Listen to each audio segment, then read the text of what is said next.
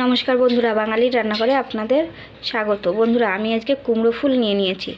কুমড়ো ফুল দিয়ে চিংড়ি মাছ দিয়ে আমি আজকে বাটা করব। প্রথমে আমি চিংড়ি মাছগুলো ভালো করে কেটে নেব। কুমড়ো ফুলটাও আমি বেছে নেব। এগুলো ফেলে দেব, ফুলটা আমি শুধু নিয়ে নেব। কুমড়ো ফুলগুলো আমি একটু কেটে নেব। দেখুন, কুমড়োর ফুলটা আমি ধুয়ে নিয়ে এসেছি, আর লঙ্কাও সঙ্গে দিয়ে দিয়েছি। কড়াইতে দিয়ে দেবো সর্ষের তেল। তেলের উপর দিয়ে দেবো কালো জিরে। ফুল আর লঙ্কাগুলো আমি ভেজে নেব। দিয়ে দেবো পরিমাণ মতো লবণ আর পরিমাণ মতো হলুদ।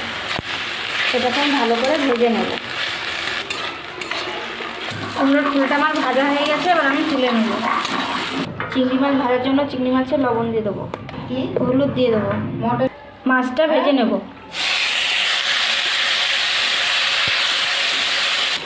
দেখুন, মাছগুলো আমার ভাজা হয়ে গেছে, এবার আমি তুলে নেব। এবার ফুলটা আর চিংড়ি মাছটা আমি বেটে নেব। চিংড়ি মাছ আর কুমড়োর ফুলটা বাটা হয়ে গেছে, এবার আমি তুলে নেব। দেখুন বন্ধুরা, আমার বাটাটা হয়ে গেছে। আপনাদের যদি এই রেসিপিটা ভালো লেগে থাকে তাহলে লাইক, কমেন্ট, শেয়ার এবং সাবস্ক্রাইব করে দেবেন।